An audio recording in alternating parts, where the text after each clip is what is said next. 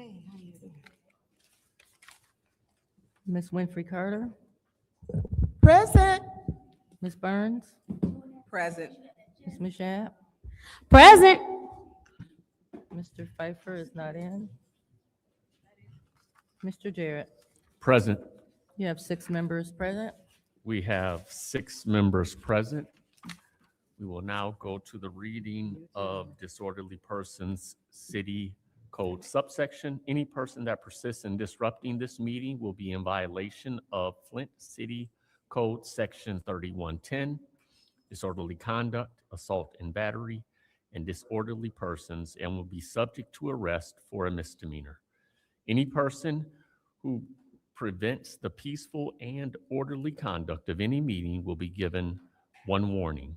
If they persist in disrupting the meeting, that individual will be subject to arrest. Violators will be removed from the meetings.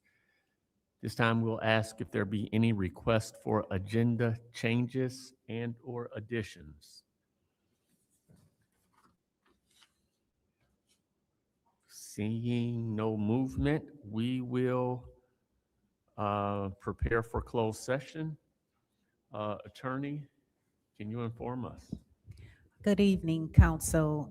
Pursuant to the Open Meetings Act, MCL 15.268, 1E and 1H, I'm requesting a closed session to discuss case numbers 24 CV-11603, Hinton versus Gaspar, and case number 24 CV 12041, Christian versus City of Flint et al. And this is to discuss the case. Thank you. Mr. Chair, Councilwoman in the 4th Ward. I'd like to make a motion to go into closed session. There's a motion by the councilwoman in the 4th Ward to go to closed session. Is there support? Supported by the councilman in the 1st Ward. Madam Clerk, roll call. Mr. Alamin, Dr. Lewis is not in. Ms. Johnson is not in. Ms. Priestley, Yes. Ms. Winfrey Carter, Yes. Ms. Burns? No. Ms. Mashat? Yes. Mr. Pfeiffer is not in. Mr. Jarrett? Yes. The vote is 5 yes, 1 no. Vote is 5 yes, 1 no. We'll now enter closed session. Point of order. Pursuant. Request Sorry. information. Yeah. Oh, Your request? Oh, Go ahead. through the chair, we need 6 votes to be able to go Oh. into closed session I for apologize. this. That's okay. Thank you. Thank you. Thank you for the correction. Mr. Chair, Councilwoman in the 7th Ward. I make a motion that we go into closed session pending a discussion about going into closed session. Just say, I need somebody to support my motion. There's a Thank you. motion supported, brought forth by the councilwoman in the 7th, supported by the councilwoman in the 6th. And your discussion. Oh. We have the what? I'm sorry, what was your motion? My motion was first to go into closed session, pending we have a discussion about going into closed session. I wonder what the case is about. So I just need to double check. I'm not sure if this motion, if there's any discussion on this motion outside of, Well, a motion is always proper. there's some motions that you don't have discussion on. So, Right, but we're not gonna discuss the actual thing. There's somebody just wanted to say something, so that's the motion that's been supported. Roll call.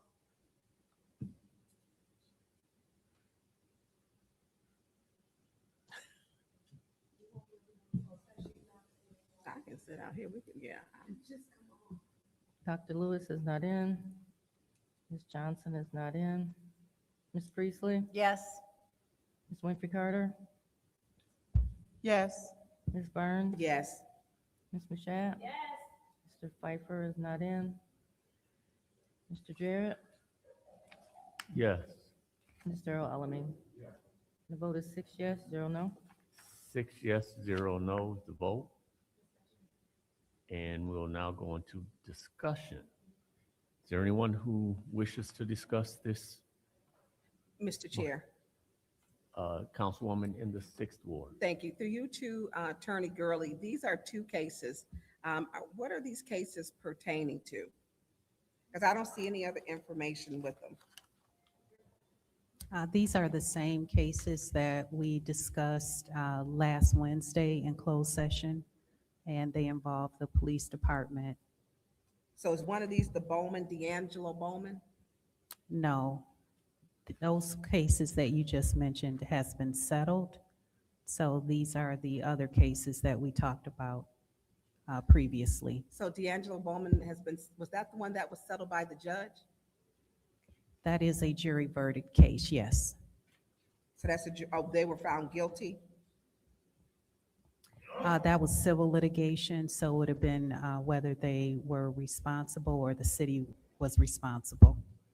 Okay, I think these are the ones you were at the point, was one the cyclist? No, that one is also a jury verdict. These are the cases involving wrongful conviction. Oh, wrongful convictions. And so the other ones have been settled, though? They have been decided by a jury.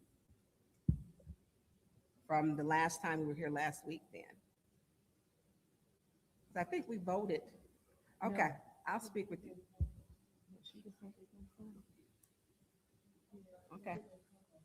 Okay, thank you. She said we don't mind. Any other discussion? Excuse me. Any other discussion? We'll go to a second round. Any discussion there? All right, now.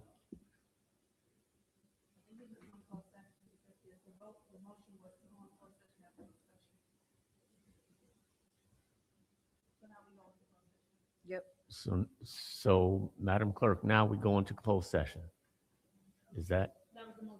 That was the motion. Okay. We'll then go into closed session.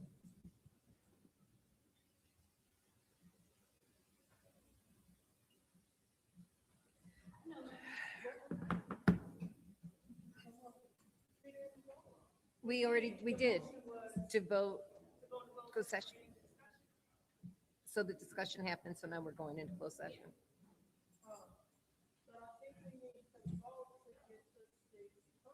We did.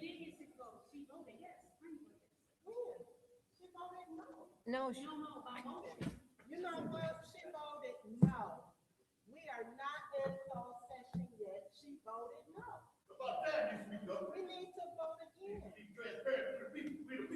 Okay, so I'm gonna vote no. No. We voted twice. No, we didn't vote twice. Yes, we did. Yes,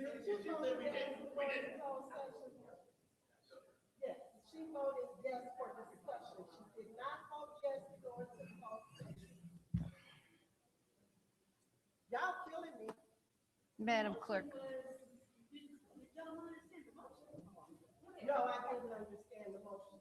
Okay. We did not vote to go into closed session. Mr. Chair. Mr. Chair. Go ahead. You to the city clerk, can you read back what motion was, please? The motion was to go into closed session to discuss going into closed session. Yeah, that was the motion. So, Mr. Chair, can we get a roll call vote to go back into, make a motion for us to go back into executive session? Support.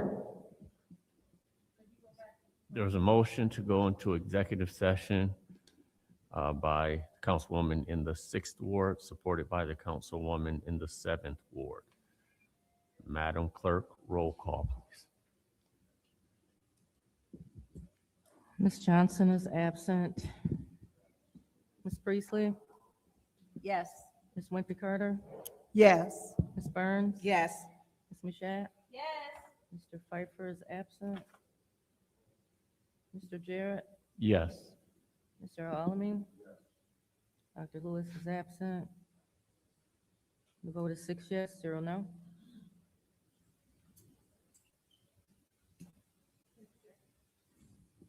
The vote is 6 yes, 0 no. We'll now go into closed session.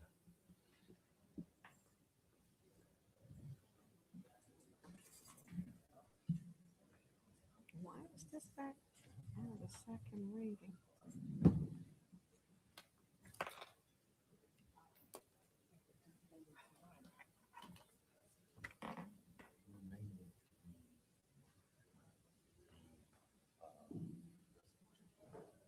Which one? Oh, I am, yeah, absolutely. So I'll make the motion as soon as we get into it to do that, yeah. Um,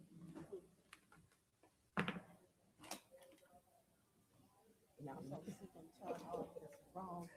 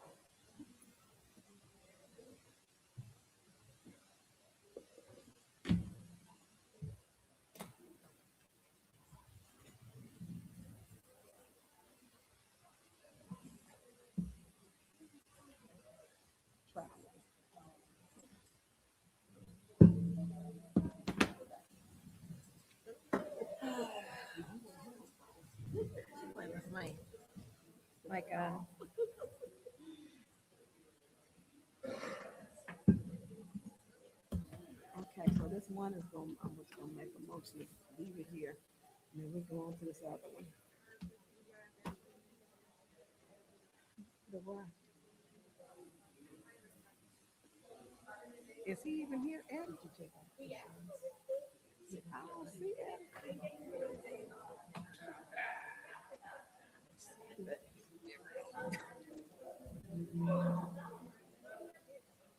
I didn't see him earlier.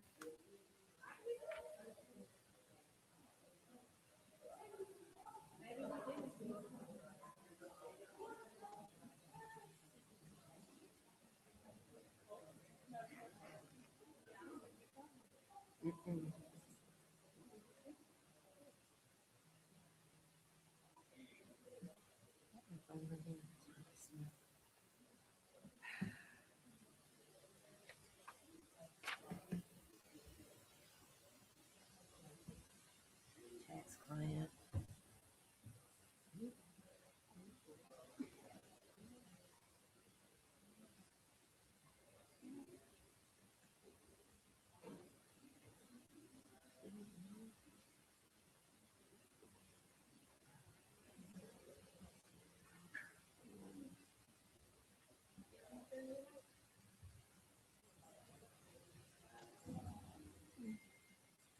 Councilmember Lewis. Did you see Ed? Member, I didn't call you man. I said Councilmember Lewis. Did you see Eddie, the HR? He's not here tonight.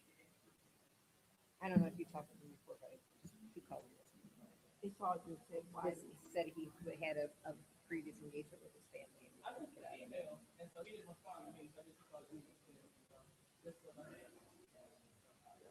Well, that's because it just started, you know, we just came here. Thank you.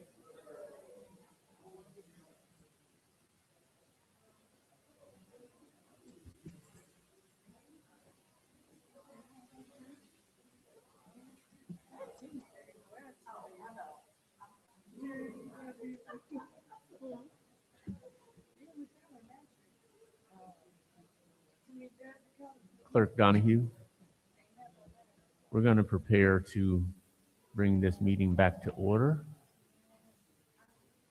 If you could call roll, please. Okay, the time is 5:29 PM, and this Special Affairs Committee meeting has been returned to order. I will take the roll call. Mr. Alamin is not in. Dr. Lewis? Present. Johnson is not in. Ms. Priestley? Present. Ms. Winfrey Carter? Present. Ms. Burns is not in. Ms. Mashat? Present. Mr. Pfeiffer is absent. Mr. Jarrett? Present. Mr. Alamin? Ms. Johnson? Present.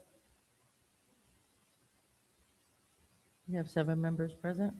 7 members present. We are now preparing for public comments. Members of the public who wish to address the city council or its committees must register before the meeting begins. A box will be placed at the entrance to the council chambers for collection of registrations. No additional speakers or slips will be accepted after the meeting begins. Members of the public shall have no more than 3 minutes per speaker during public comment, with only 1 speaking opportunity per speaker. Madam Clerk, first public speaker, please. First speaker is R.L. Mitchell.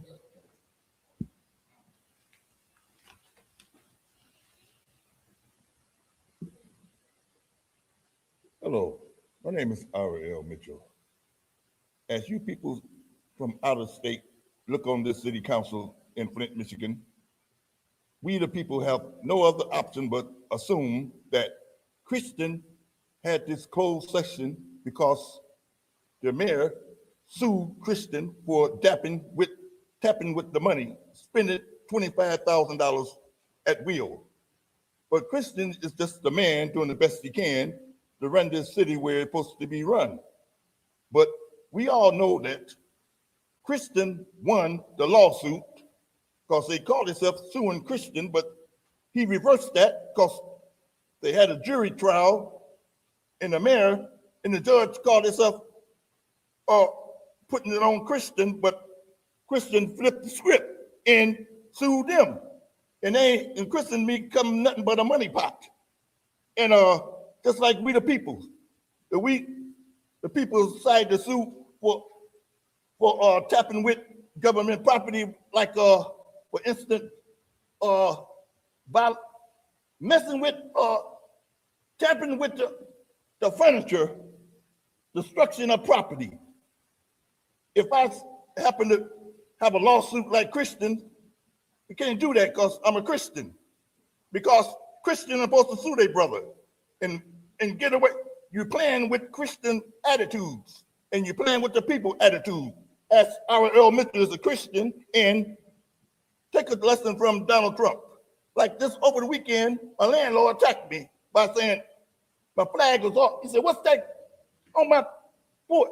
Here's the flag. I put that flag up when COVID-19 was out, when Trump put the flag in Jerusalem, and the weather had done it. So what he's saying, he said, take that stuff off my porch. But last time I did that, I took it off and I burned the flag in front of somebody. And they said, "Hey, sir, don't you know you can go to jail for that? I should report you." But I was over on Martin Luther King Street. And every time I was going to take it down on July the 4th, American 250th birthday. But everything has a thing on it because, like Christian, like I was at the Army place, the burning torch yesterday in the Flint, representing the United States when they talking about when I was in Vietnam, but they don't know how I got back. Trying to make it seem like I'm the worst man in the United States, and people go along like nothing happening. And I sit there and represent every soldier in whoever went to Vietnam. The most people who got. Anyway, stay tuned, America, because these people's in here think they still doing something. The lawyer looking all under-eyed, talking about, look at it over there. Got away with all that. The judge had to quit. Thank quit you, it. sir. Okay, stay tuned, America. I remember to report this message. Madam Clerk, next public speaker. The next speaker is Arthur Woodson.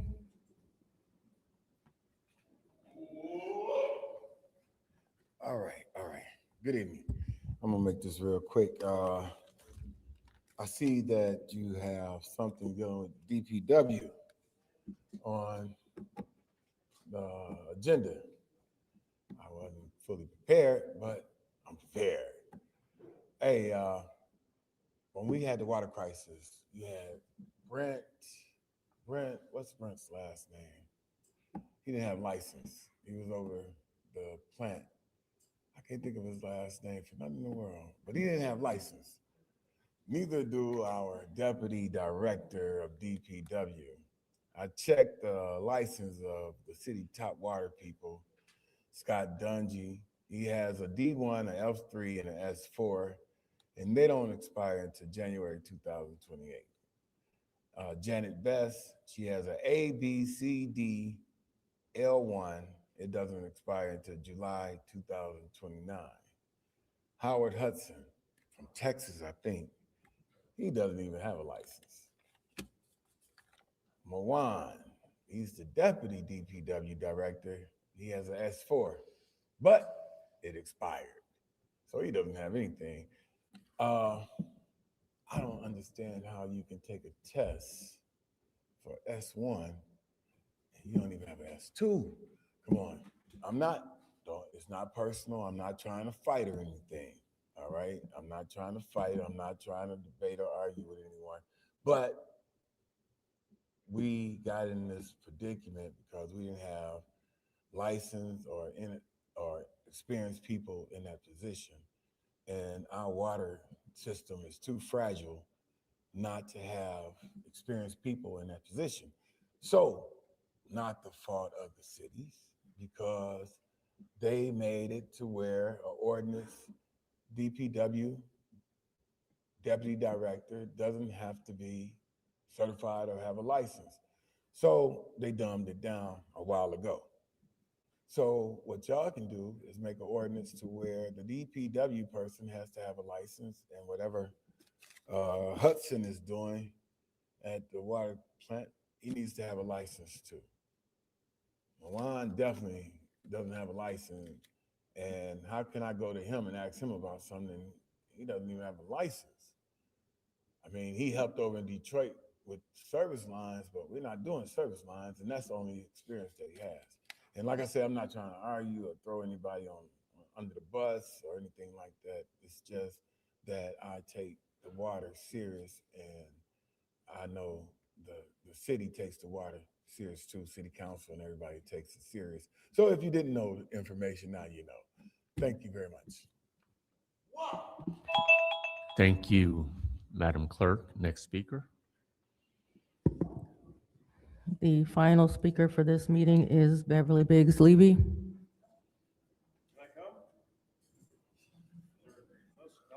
Okay, she does not wish to speak at this time.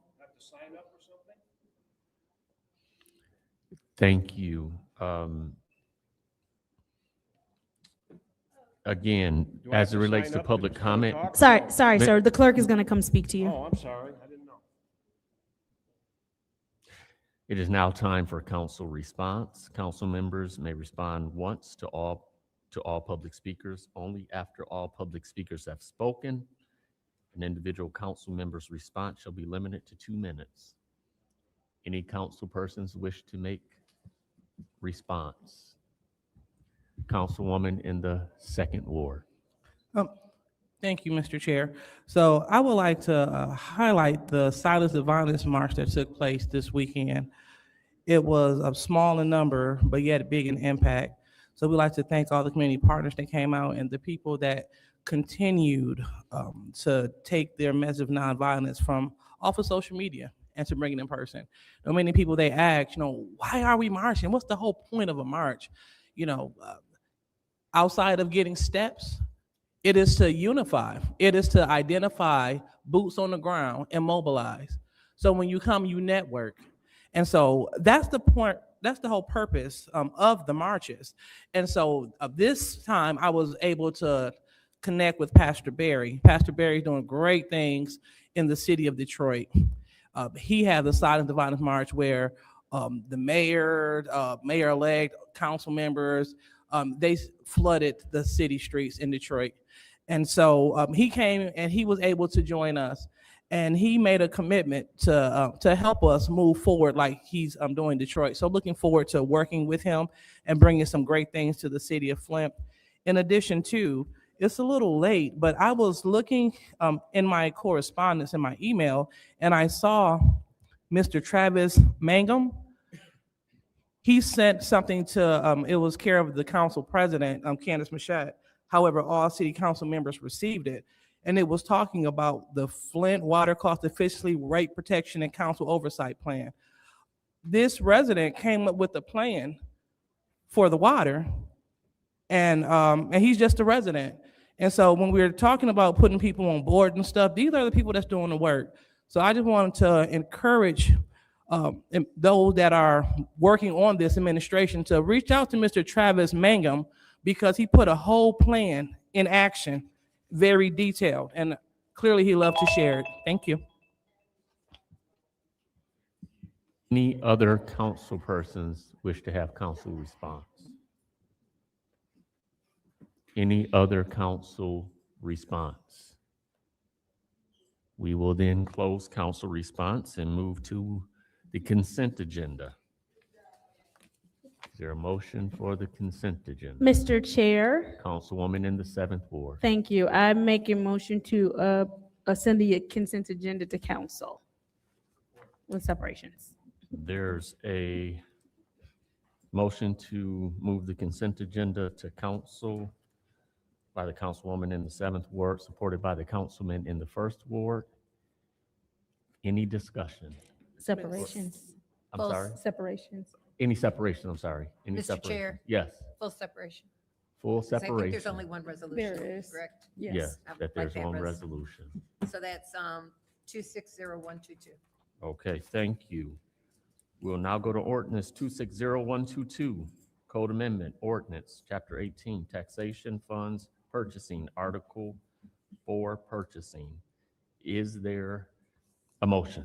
Mr. Chair, Councilwoman in the 6th Ward. a motion to leave this in special affairs. Support. There's a motion to leave it in Special Affairs by the Councilwoman in the 6th Ward, supported by the Councilwoman in the 7th Ward. Madam Clerk, roll call vote, please.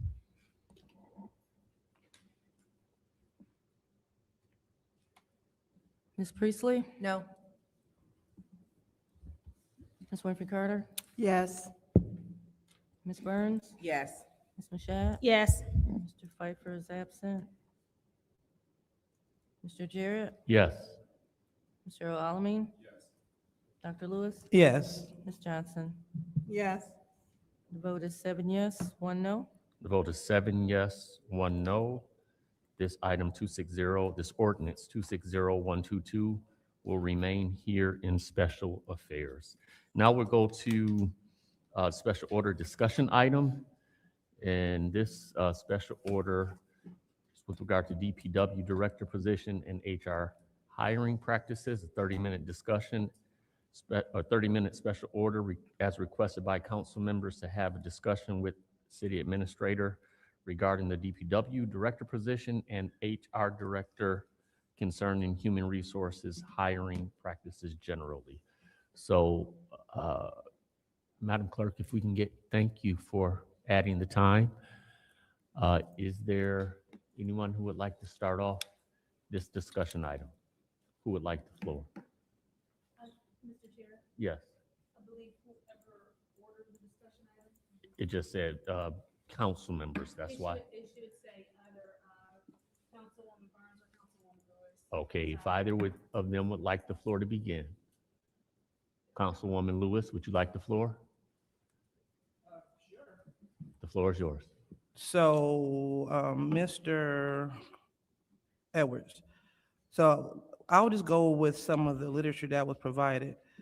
So it says right here that HR is responsible for issuing rejection notices to unselected candidates through neo.gov. So when you say a candidate, can you please define candidate? A candidate for this position would be somebody who is qualified. Qualified meaning possesses the proper certification. The proper certification in this case would be an S1 certification. Okay, so individuals that don't meet all of the qualifications, they don't receive anything saying that you don't meet the qualifications. So you only receive rejection notice if you're qualified. From my particular position, what I receive is the qualified candidate. So what you're talking procedurally, that's an HR function. That would be a procedure of HR to send out any notification to say that we reject or you didn't meet the minimum qualifications. What I tend to receive is only the qualified individuals. Okay, so I guess that was the reason why we needed Mr. Smith here, so he can speak to this since he is HR. Yeah, he had a conflict. He had a conflict for tonight. Understood. Mhm. Judy told us. Okay. So looking at this, one of the issues that I see is a lot of people, and it looks like we might have to say this twice since he's not here, but a lot of people, they have an issue because they apply for the city and they don't hear back, they don't hear anything. The position to close, they hear nothing. And so that's a problem because, I mean, I'm happy that people are choosing to work for the city because of our rates are not that comparable in terms of payment. But when they do choose to apply and go through all the steps, in all fairness, it'll be only fitting for us to let them know, hey, you do not qualify or we did not select you. And I've heard from several, I guess some candidates and some applicants that they reached out and they applied and they have not heard anything back from the city. And so that was that's very concerning to me. So anything about regarding that? I would say that what you're recommending is probably a best practice, but it's not uncommon for the situation you just described. The state does it all the time. They don't reply to every applicant that comes in. And I know plenty of other municipalities that do the same. So it's not uncommon for responses not to come, negative or otherwise, to those applicants that weren't considered. I think that it would be probably a better or best practice to be able to do so, just to do the right thing. But I'm telling you that many organizations do not respond back to the unselected people. And thank you so much for that, Mr. Edwards. So what I don't want to do, I want to be like the people that's operating, I'll say, beneath board. Because as a municipality, we should be able to let individuals know, hey, thank you for applying, but you were not selected. That's really, really simple. And so people just won't be hanging in the balance and waiting. So understand if other people may do it, but we shouldn't do like other people, especially when they're not doing it the best way. So Right. we need to be leaders and not following behind people that's not doing it the best way. I think human resources would need to reply to that because that's a manpower issue. So they'll probably, as you said, it will require a question with Mr. Smith to make that determination. They are a very small department and with a lot of tasks in front of them. So that sounds like something that's automated, No, something that can be. not that I'm aware of. Hmm. I said that's not an automated process that I'm aware of. Okay. Mhm. All right. Well, again, definitely wish Mr. Smith or a representative from his office could have been here to speak to that. And my other question is this. So speaking about the current DPW director position, do you know how many people have applied for that position? Nationally, we put out a call. I got with the Michigan Municipal League, put together the whole packet so that it would be nationally exposed. Mhm. In that period, shortly thereafter, we had one applicant. The one applicant was actually a Michigan person. That applicant was interviewed. That applicant was even offered the job, and later that applicant withdrew. Okay. All right. And so we haven't had any internal candidates apply for this position as well? No, ma'am. No, let me say this. We've had no internal applicants that meet the minimum requirements. Okay. And here from HR is Charlie McClendon. So he is here if there's questions that he can respond to concerning HR. He was here to do so now. Okay, thank you so much, Mr. Edwards. So through you, Mr. Chair, to Mr. Charlie? No, Mr. McClinton? Okay. Good evening, everyone. I'm sorry I'm a little bit late, but Charlie McClendon, the Labor Relations Manager for the City of Flint.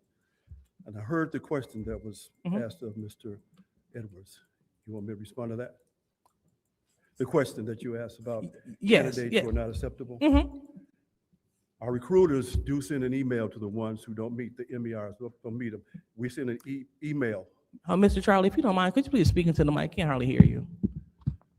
Our recruiters do send an email to those who do not meet the qualifications and will not be moved forward in the process. Okay. It's been a practice for a long time. So they do receive emails? Yes, they do. Okay. Oftentimes, we might get somebody who the email doesn't work or something like that, but we do send emails. Okay. So emails are sent Yes, to applicants. yes. All righty. All right, well, if you said that they are sent, I'll go ahead and give the rest of the time to my colleagues. Thank you. Yes. Any other discussion? Yes, Mr. Chair. Go ahead, Councilwoman. Thank you. Good evening, Mr. Edwards. I don't think we've had one that met the guidelines since, I think, Mike Brown, and I think his last day was St. Patrick's Day, 2022, March 17th. So that's about, well, we're 4 years now.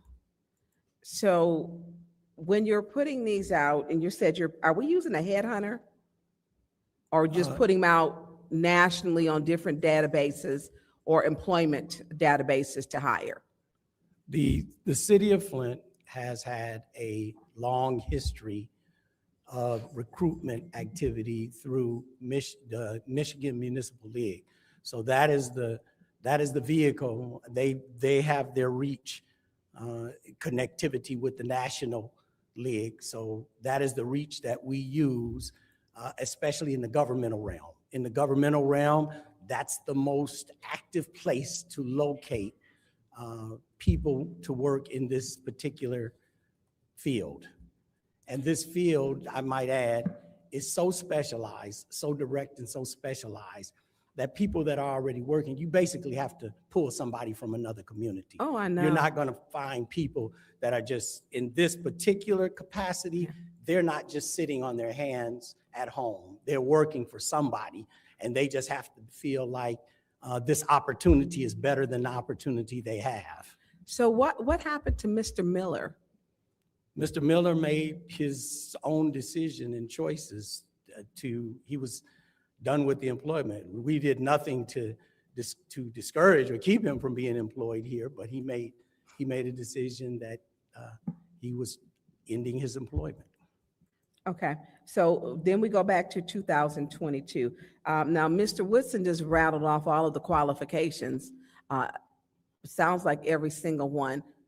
Who is the DPW director? Now, are you still the acting DPW director?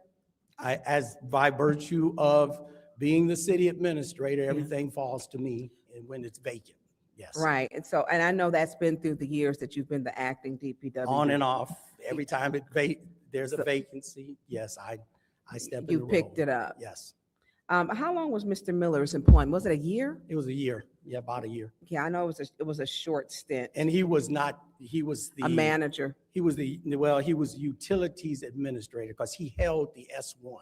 He did have the S1, but his shortcoming was he had no experience with streets. He had no history, no experience, no anything about streets. So, and Flint has had a tough time, recruiting a DPW director, but the DPW director carries such a heavy weight for the city. It is the largest department in the city. What is Mr. John Daly doing now for the city? Is he doing streets? No, he's an advisor. He's an advisor to me on policy. His specialty and his understanding, he's only part-time, and his specialty is dealing with policy. He's been putting together street policy, snow policy, paving policy. He's been working out policies for me. So he has a personal service contract? That's correct. How much is his personal service contract? I don't know off the top of my head. I know the clerk is out. I think one of the secretaries, if the clerk could get a copy of his personal service contract and share that with the rest of the members. I know he used to do streets before. He was over at the County Road Commission. He was prior. But if we could see what his personal contract is for policy, because we don't see the people who come. We don't know who actually is working in the mayor's office because we don't see the personal service contracts.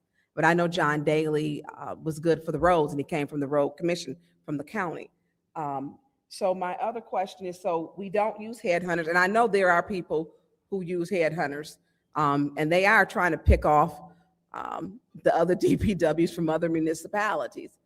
The ones that are good, let me say that, the ones that are good. What is the pay that Flint is offering for a DPW director? It is, well, I can tell you the top figure was 64 an hour was I just looked at. So do you have that in a, Yes. because it's a salary, what's the yearly salary? There's a job description that contains all that information, and I'll be happy to. Okay, so can you give me a ballpark of what the salary is for a year? I don't have a calculator with me. Mr. McClendon, sir, do you have it? I know you negotiating them good contracts down there. Okay. So if you can get me that. Now, we used to have a grant from the Mott Foundation. Do we still get that? Was it $36,000 to offset the pay? Or is that gone? It is ended. It is ended? I think there was a request coming towards this next budget year to have it renewed, but to my understanding, they have not confirmed that yet. So when did it end?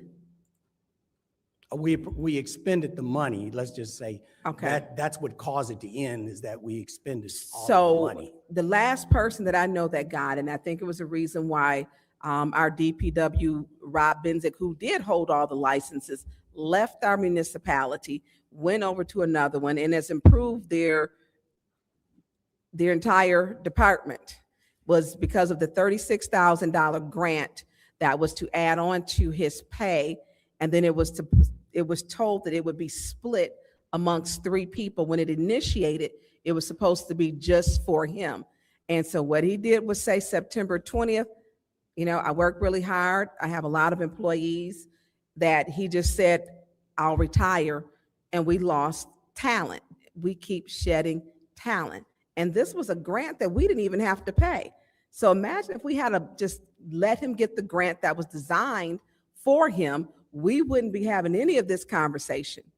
Flint has gotten into serious issues not having properly licensed DPW directors and not having the water treated for $80 to $100 per day.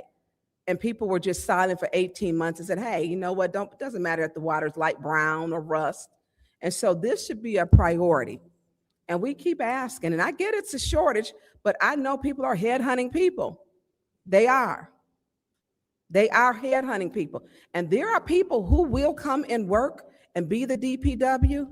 They have said it. They just don't want to work for this administration. And that's a problem. That is a problem. And when people that work can be dirty, when we look at water main breaks, that we average about 250 a year. This winter, maybe a little bit more because we had a very cold winter. You look at, they're doing streets, they're doing water, they're doing a lot. And so when people feel that they're not valued, and we've had some that have not felt valued and they keep leaving, we can't afford to shed that department. That's our water. That's our water utility. People don't trust the water now. I don't know if they ever will. People are still brushing their teeth with bottled water. I do. And it's really embarrassing. I went to Bloomfield Hills this weekend for a picnic, and people were a cookout.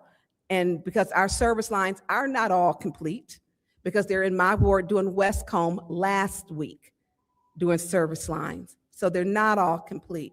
And when people, it's kind of like that Good Times when the lady she made meatloaf and they thought it was, something else. But people thought, I don't use Flint water. I buy gallon water or to use a filter. I don't cook with it. I don't wash off vegetables or anything else. Our service lines are not complete. We've been at 90%. We may still be at 1% since 2019. We should have this completed by now. That is why it's important to have a DPW director who is licensed, one who has the qualifications to complete it. We got to 90% service lines completed underneath Rob Benzick. And then we didn't want to give him $36,000 in a grant to supplement his income. That's crazy to me. And since then, we have been in the 90%. Rob Benzick got us up to 90%. And we're still there. It's crazy. They put on pumps on the pump station, because not only that, he was also, he surveyed the jobs. He did more than just the DPW with his skill set. And we keep getting people who keep leaving with the skill set that we, quite frankly, can't afford to lose. We can't. We look at Court Street. Court Street turned into lakefront property when they put in the new infrastructure. I called Rob. I said, what's going on? One little simple thing, when they take the backhoe, they didn't put in between the blocks. So they took the front of the machine and hit the pipes, and they cracked some of the pipes. Why? Because we didn't have a DPW to oversee projects. And we look at these mistakes and we're not learning from them. We're not learning. And we keep shedding them. Mike Brown, Mr. Miller. And this is inexcusable. So did you come up with the figure of how much that they make? Because we need to make sure, even with that 36,000 and with headhunters, that salary is continuing to go up as aging infrastructures all over the United States are failing. And so they're kind of like a hot ticket item because it's not just us. We know now Benton Harbor in Michigan, Detroit is doing 250 service line replacements per week is their goal. So do you have the yearly salary? And are we offering a signing bonus to try to get someone? 133 is the top salary. 133 is the top salary. How much does our maintenance Lee Osborne make?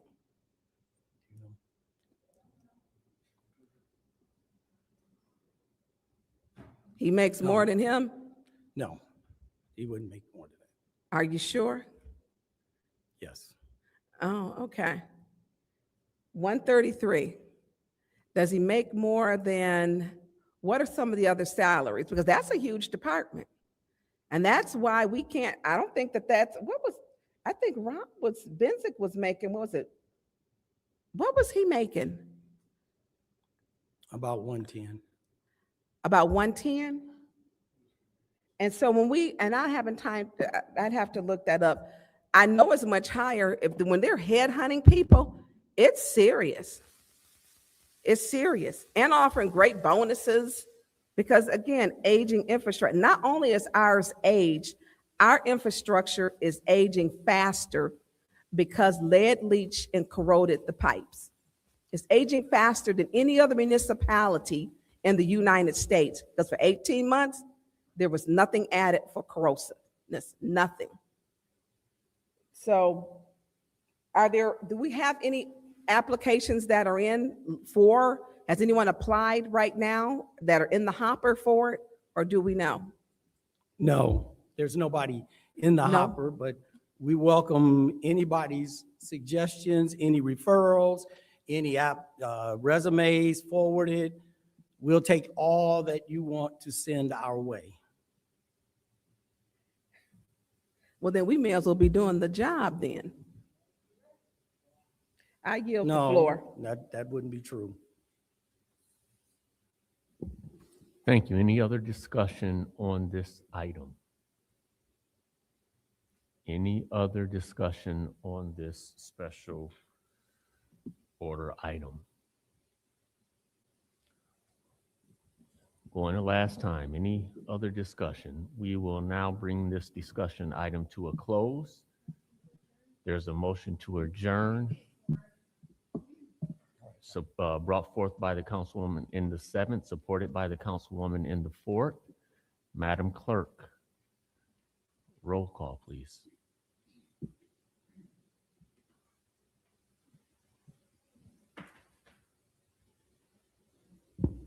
Ms. Winfrey Carter, Yes.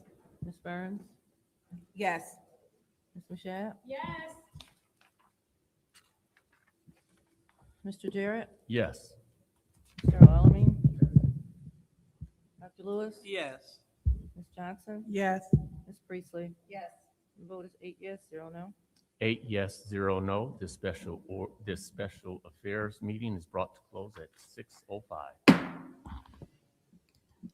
I would like to remind everyone who has not had an opportunity to sign up to speak at the council meeting, you have 5 minutes to fill out a speaker slip and drop it in the back. We will also be holding the public hearings, which do not require you to sign in. You just come up and speak during the public hearings. But for those who wish to sign up for public speaking during the council meeting, the box is at the back for your speaker slips.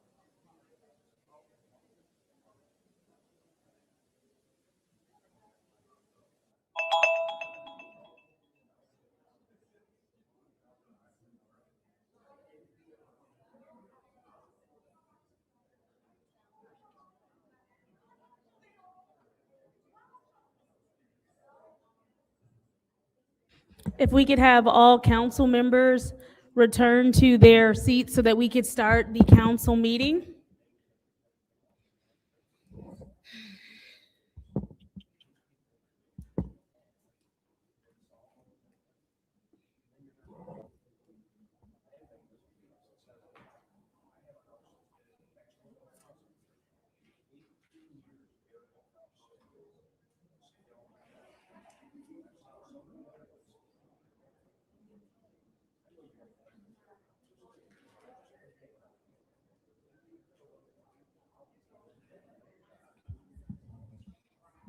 Oh, shoot. Thank you. I didn't even see that.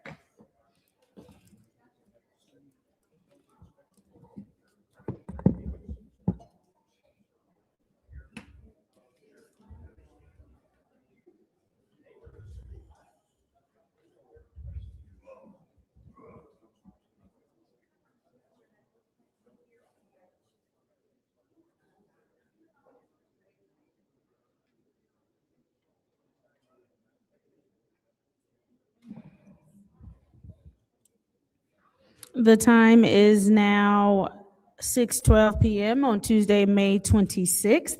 I hereby call this city council meeting to order. Roll call, Madam Clerk.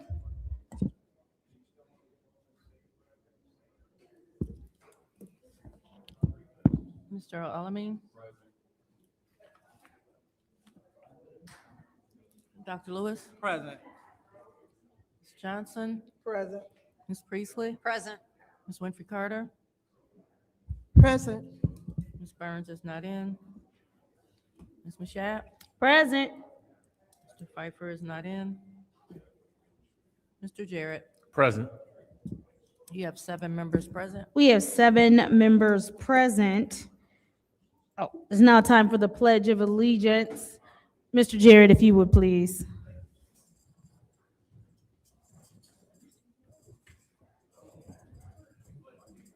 To the flag of the United States of America and to the republic for which it stands, one nation, under God, indivisible, with liberty and justice for all. It is now time for prayer blessing, but before we get to that, is there anyone who wishes to uplift a family or a grieving loved one? Councilwoman Priestley. Yes. I'd like to remember the Sean Johnson's mother. Thank you. Is there anyone else who would like to remember or uplift someone in prayer? All right, seeing as how there's no one else, Councilwoman Lewis, will you lead us in prayer? Absolutely, Madam President. Thank you. All hearts and minds clear. Dear great Creator, we thank you for allowing us again to gather one more time to conduct the business of the city. We ask that you please guide us, be with us as we make the right decisions for the residents. Bless us that we will work together in unity, that we will continue to move this great city forward. In your name we pray, amen. Amen, thank you. It's now time for the reading of the disorderly persons city code subsection. Any person that persists in disrupting this meeting will be in violation of Flint City Code Section 31-10, disorderly conduct, assault, and battery and disorderly persons, and will be subject to arrest for a misdemeanor. Any person who prevents the peaceful and orderly conduct of any meeting will be given one warning. If they persist in disrupting the meeting, that individual will be subject to arrest. Violators will be removed from the meetings. Are there any requests for agenda changes and/or additions? Seeing as there are no requests for agenda changes and/or additions, we will now begin our public hearings, starting with 250414.6, which is a public hearing, amend ordinance chapter 35 personnel, article 5 working conditions, section 35-89 holidays. Is there anyone who wishes to speak to this during public hearing? Seeing as there's no one who wishes to speak to this, we will move to our next public hearing. I actually will close that public hearing. We will move to our next, I got you. I'll let you be the first one, the next one. I didn't see you. I'm sorry. My name, Wait, no, just, I didn't see you. Can you, I'm gonna let you be the first one on the next one. I wanted to be on the first one, lady. You gonna miss the whole first one without me speaking. Sorry. Okay. Moving on What? to the next public hearing, 260134.6. Just stay right there. Public Hearing Code Amendment Ordinance Chapter 11 Building Code is a public hearing for Ordinance 260134, an ordinance to amend the Flint City Code of Ordinances by amending Chapter 11 Buildings, Article 1 Building Code by additions of sections 11 through 3.1, 11-3.1 through 11-3.11 concerning vacant buildings. We'll now open this public hearing. Mr. Mitchell, go ahead. Oh, like I said, my name is Ariel Mitchell, and as you see, people's in Flint, they don't jump on Mr. Moore that way, taking his hand, come up there filibustering and all that junk. You got to train all these young people to get the job, and he gonna quit just before July 4th on American birthday. People's like that, and Mr. Priest gonna skip the whole, and nobody saying nothing about it. Like the new fireman talking about COVID-19. I mean, Mr. Mitchell. COVID-19, Mr. Mitchell, vacant buildings. the same thing, vacant building, about these vacant building people leaving their apartment, going to another state, and homeless people's moving in them, and they mess up the property, then get killed by accident, and then they gonna come back, and now they changing the code right in the middle of destruction, and the beat goes on, like the pipes. We got the worst pipes in America, and it's from old age, and it's automatic. They wait until the stuff, we got 90% of them fixed, but 10%, they just filibustering around, don't start them just to get a paycheck. But old age will take care of anything, even the pipes, even the people's body people don't know when to retire. They just keep getting them pension check, get 4, 5 jobs and stuff, and people like the Candy Massac gotta tear down. Buying Central High School, gonna tear it down just to build a new one with all them $80 million roof on it and all that junk, just to prove a point. With Board of Education, got money in the state, and the beat still goes on, and Ms. Priestley study gaslighting people's up with a curious looking stuff. And once you burn the Confederate flag with the motorcycle gang over there, Mr. Mitchell, vacant buildings. the same thing, the vacant building goes on with the flag. You know, the junk, people got a place to live, and people don't know how to destroy American flag. If they burn it, you're already to admit murder. You're supposed to be dead, treason, and all that stuff. You know, and like I said, you all rushing, pushing senior citizens around like they don't count. And you got somebody take their time coming up to the podium, and big moose over there walking. Mr. Mitchell. Is there anyone else who wishes to speak to the vacant buildings? You now have time. If anyone else wishes to speak to the vacant building ordinance.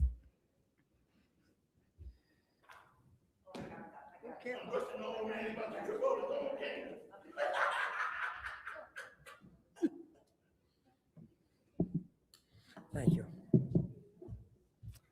Good evening, Council. Hi, I'm Jim Richardson, reside at 915 East Court Street, part of the Central Park Neighborhood Association.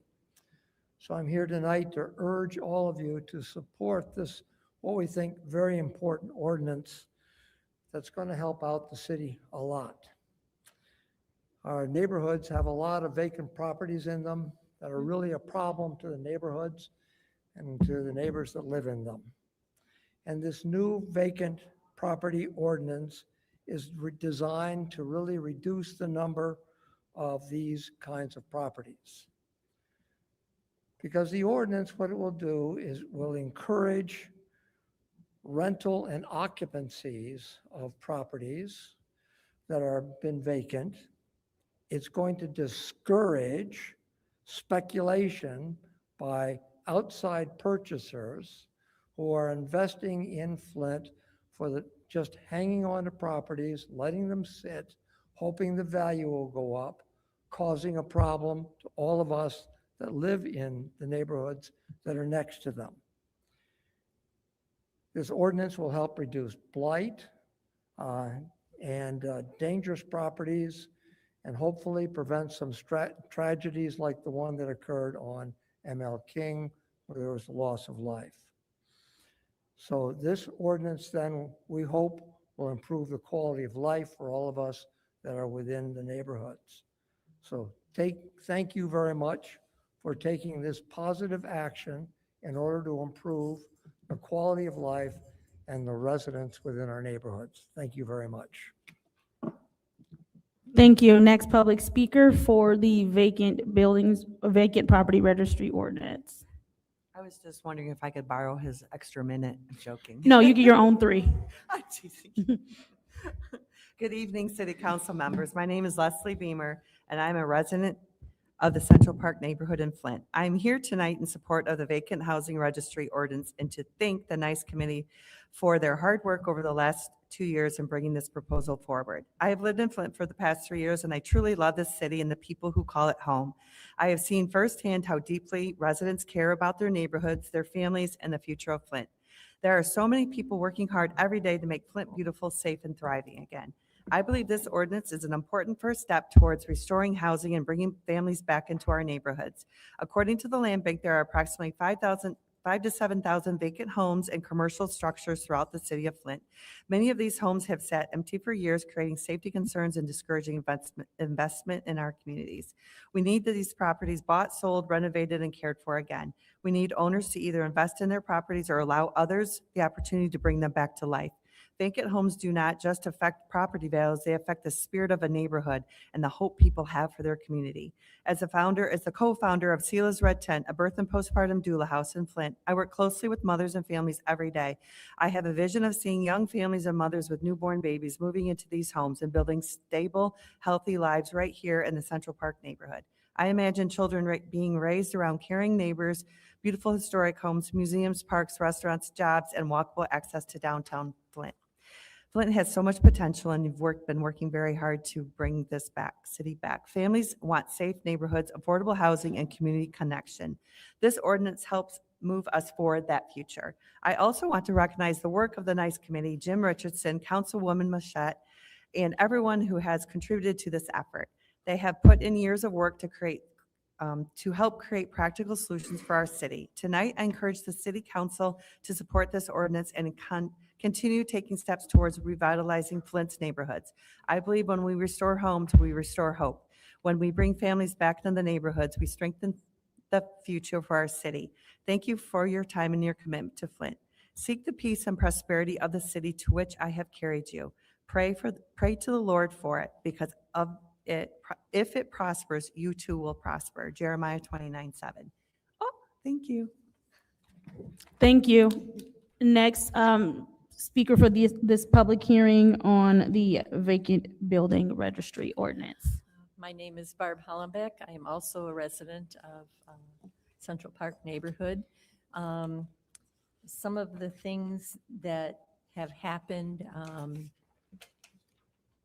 it is costing, I guess I have to get closer. It is, if we can make the owners of properties responsible, it will take the burden off the neighborhoods and off of actually the city itself in many references. We've had several buildings, several homes that we have eventually managed to get condemned and had them torn down. But some of them have taken years and years. They were drug houses. We had the one on Court Street. If you came up Court Street, you saw this duplex that sat there for years, falling apart, full of dead animals. We eventually managed to get that condemned, and it was torn down. But it's over the entire city. The son of one of our neighbors lives in Mott Park. He has a property next to him that was at one time a land bank property. It was purchased, and the person has never set foot on that property, never done another thing with it. It was a burnout. And he's sort of at a loss as to know what to do because it sits there. The rest of the neighborhood's pretty good. So this ordinance will, we hope, have the owners from out of the, sometime in even other states, responsible for the property that they have here in Flint. Thank you. Next speaker for the public hearing for the vacant building registry ordinance. Hi there, my name is Sarah Scheitler. I am the president of Central Park Neighborhood Association, and I live on Craybo Street. I think all of my neighbors have already said pretty much everything that I want to say tonight. We all know that vacant properties do nothing to support our communities. Certainly, we worked hard to write in exceptions into this proposed ordinance for the normal things that people do where a building may be vacant for a short period, trying to sell it, trying to rent it, trying to renovate it, etc. If you're a snowbird, there's exceptions in there that are reasonable. But if you're sitting on a property and you have no intention of improving that property, you have no intention of being part of the community, and you're just trying to make a buck or see what happens in Flint, we don't need that. We need people who are here and invested and want to make our community better. I think that, what Barb said about, totally lost my train of thought. I will end there. So thank you. I encourage you to pass this ordinance, and thank you, Councilperson Mushat, for helping get this proposal to council. Thank you. Is there anyone else who wishes to speak to the vacant building ordinance? Hi, I'm Richard Bush. I have property in Central Park neighborhood for over 36 years. I have a vacant lot that's 100 feet. I take care of it, maintain it. I paid young kids to mow it. I paid $14,500 in taxes on this property, and including $54 a year for street lights, which is almost as much as you get out of the education department. And there's a lot of responsible people, and I think the neighborhood association is probably the place where this money should go, because they go once or twice a year and have a cleanup. They used to send a dump truck from the city around, and my mom, when she was 80, was throwing stuff from Central Park South Neighborhood Association into dump trucks, and they notice when there is blight, and all they have to do is contact the blight department and have them come and take care of it. There's blight ordinances already. I don't want to double my tax on a vacant lot. I have a house right next door that I pay over $1,200 a year in taxes right now. And I kind of like the vacant lot, and so do the people in the neighborhood. And as far as I know, I've got the only derelict house right next to me that belongs to the land bank that's been there for 18 years. And I've argued with them over and over again, and it's been part of the agenda for the Central Park Neighborhood Association over and over again, and they can't get the land bank to do anything. Your thing in the paper said there was 2,500 houses that the land bank owns that they aren't tearing down yet. They're the problem. They sit on those houses till they pick them clean, and nobody would put any money into them and get them fixed back up again. Nobody that's got $40,000, $50,000 is going to put that money in the city, in a crappy looking house in the city of Flint. Okay? They're going to put it in a CD and make the interest on it. So these houses, most of them are not coming back. So if you want to get rid of these derelict houses, get rid of them. Have a blight ordinance that they have to they used to have to board them up. That used to be the law. They had to be boarded up. I don't know if that still is or not. And they had to mow the lawn, or they'd come in and do it for them and charge it on their taxes. But the landowners are going to let those houses go back for taxes, and they're going to go right to the land bank, and you're not going to get any of this $250 that you're thinking you're going to get for blight. And do not let the building inspection department, which is a predatory organization in my view, get in charge of anything. Let the neighborhood associations do it. They're in touch with the neighborhood. Thank you. Thank you. Is there anyone else who wishes to speak to the vacant building ordinance? Anyone else? Seeing as how there's no one else, we will go ahead and close this public hearing 260134.6. Moving on to public hearing 260150.6, which is the public hearing code amendment ordinance chapter 19, fire protection, a public hearing for ordinance number 260150.6, an ordinance to amend the Flint City Code of Ordinances by amending chapter 19, fire protection, article 1, and general section 19-1, international fire code. Is there anyone who wishes to speak at this time to the fire code, fire protection? Hello. I'm Mario Mitchell. Speaking on the fire code, product 19, whatever that is, Chief Wiggins with his retired comeback had to come back and teach the young firemen how to control the fires in the vacant buildings and the whole works of the city, but nobody in coordinate. They come and get trained and go out in Grand Blanc after they get trained by Wiggins because they have a better paying position. And the fire code, because Wiggins figured Mr. Wiggins don't know how to get the right equipment to put the fire out. Let's look at that first incident, but the Mitchell boys on Pulaski Street got killed and the fireman sued Flint and settled for $13,000 or something like that, instead of going $50 million. There you go again. The fireman doing that right now, like the Russian, tapping in on somebody. Don't know nobody talk about the fire code, the AI.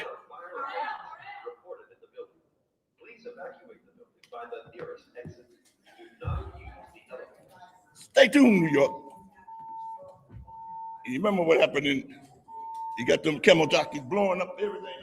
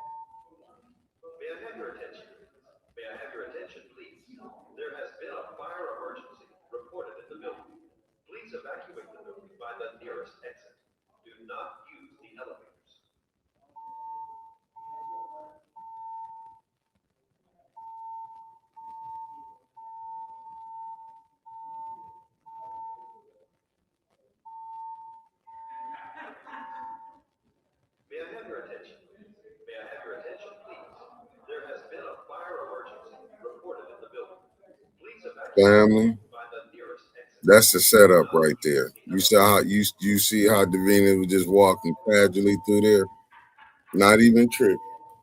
Not even tripping. Y'all know if it was really some black folks would have been tearing some stuff up. I'm just being honest. We would have been tearing some stuff up. I'm wondering, did y'all show Clyde ain't pulled that allegedly?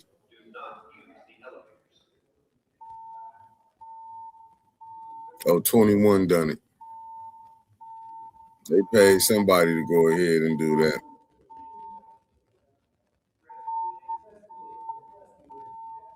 Nah, I keep telling y'all, if y'all don't see Davina cutting up, you didn't heard that enough. We heard it. We know not to use the elevators.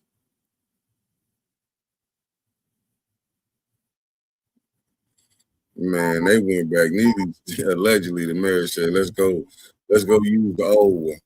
Pull the fire alarm. Oh, they must be coming back in. I see Davina.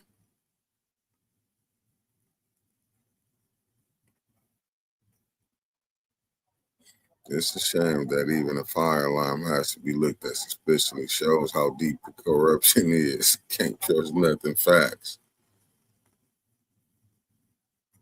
Said there were some answers they just did not want to give today. How long would it take? Probably about 15 minutes.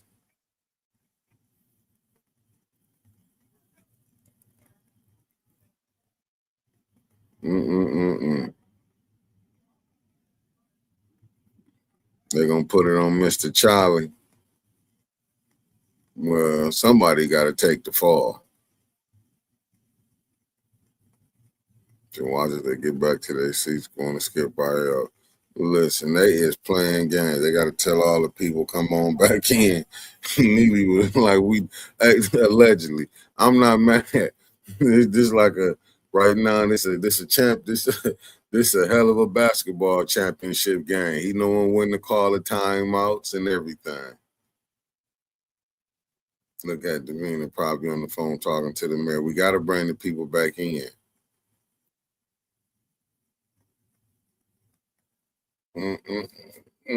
I see right now, Larry, the most wanted man in the city of Flint right now. I'm gonna see if the Republicans gonna get behind Larry.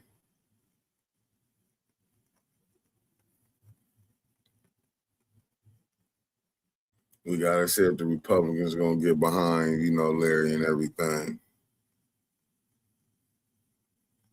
I wouldn't have went too far neither, Deborah. I would have been right there sitting out. The weather perfect.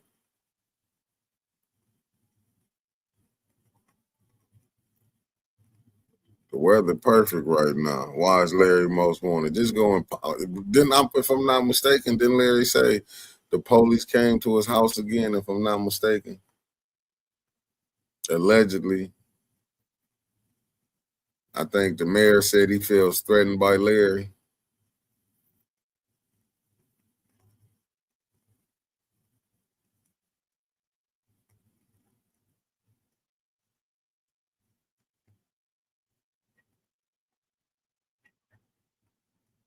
So we gotta,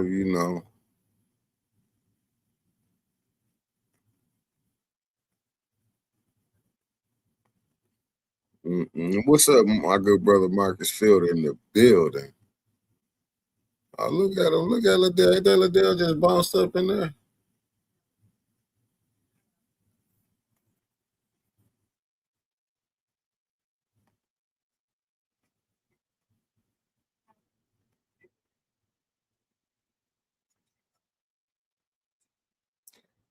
Let me see, Marcia. I didn't go on social media this week on purpose. Too much grief, and I protected my peace. You ain't lying, Marcia. Sometimes you got to stay off social media.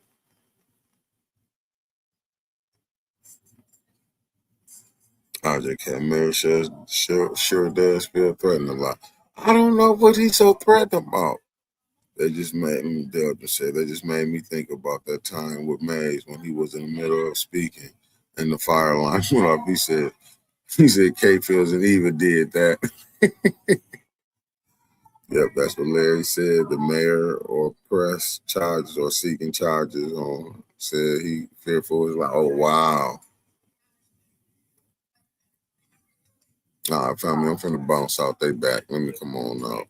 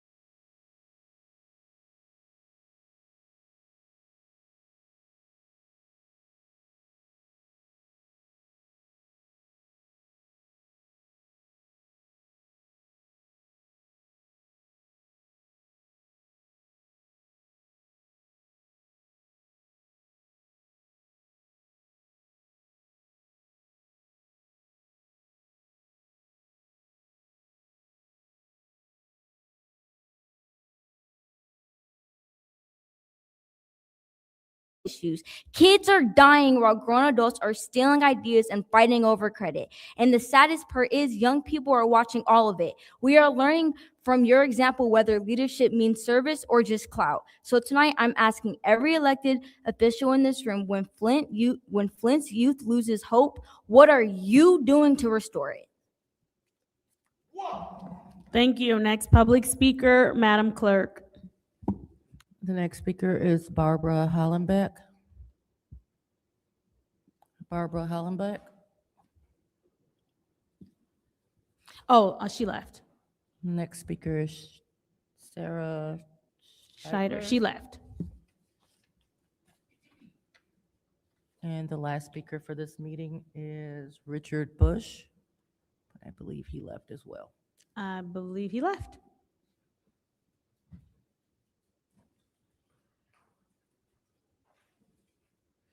Seeing as how that was the last public speaker, we will move on to council response. Council members may respond once to all public speakers, only after all speakers have spoken. Individual council members' response shall be limited to 2 minutes. Is there anyone who wishes to speak during council response? Madam President. Councilwoman in the second ward. Thank you. So I want to take this time out to highlight some great things happening in the city, especially tomorrow, Wednesday, May the 27th, from 10 to 5 at the McKinley Center. There will be a teen resource fair. So in collaboration with administration, they have put together an amazing time where you can come and get a lot of the documents that you need. You can receive your state ID for free, your birth certificate for free. Financial Plus will be there opening bank accounts. The Office of Public Health will be there providing health resources. And a variety of community organizations with youth focuses will be there, different educational resources and employment opportunities. So this will be a great time for those that are 19 and under. And I will even I'll probably encourage 25 and under. Just come on out and see what there is to see. The city have put together some great resources, and this will be a great time to get your state ID, get your birth certificate, because they're going to open up summer jobs, and you want to make sure that you are able to be in the number to get a summer job. So please come out and please share the information. Information is not good if it's not shared. So if you know a teen, if you care about a teen, make sure that you're spreading good, helpful information. So looking forward to seeing the teens and their families there. Thank you, Madam Chair. Thank you. Is there anyone else who wishes to speak during council response?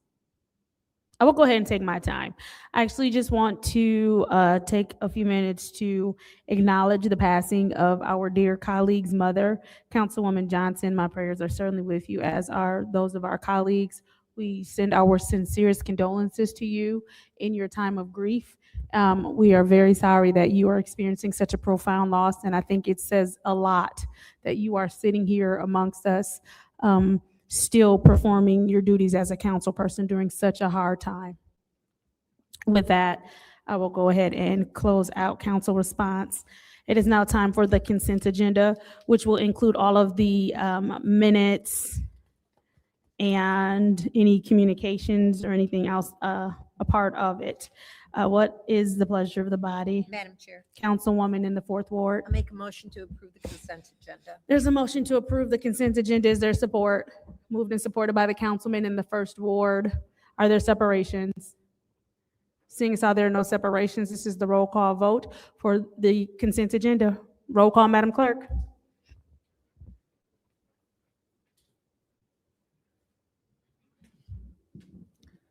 Mr. Alman? Dr. Lewis? Yes. Ms. Johnson? Yes. Ms. Priestley? Yes. Ms. Winfrey Carter? Yes. Ms. Burns is not in. Excuse me. Ms. Mashat? Yes. Mr. Pfeiffer is not in. Mr. Jarrett? Yes. The vote is 7 yes, 0 no. The vote is 7 yes, 0 no. The consent agenda has been approved. Motion to adjourn. There's a motion to adjourn by the councilwoman in the fourth ward, supported by the councilman in the first ward.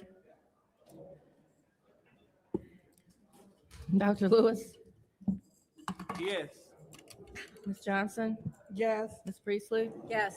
Ms. Winfrey Carter? Yes. Ms. Burns is not in. Ms. Mashat? Yes. Pfeiffer is not in. Mr. Jarrett? Yes. Mr. Alamin? The vote is 7 yes, 0 no. The vote is 7 yes, 0 no. It is 6:56 on Tuesday, May 26th. I hereby adjourn this Flint City Council meeting.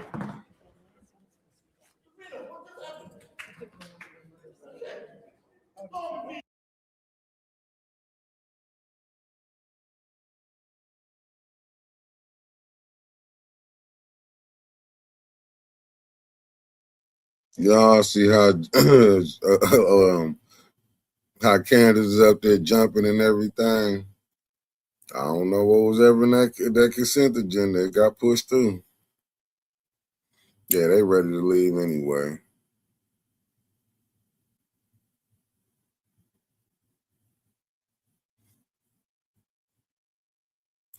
Let me see. I knew that appointment was going to go unchecked off. Okay, all those resolutions were passed with the consent agenda. Yep, well, it's messed up, family. It's messed up. It is what it is. We're going to talk about it in the morning. I'm going to get with y'all in the morning, family. Y'all be safe out here. Peace.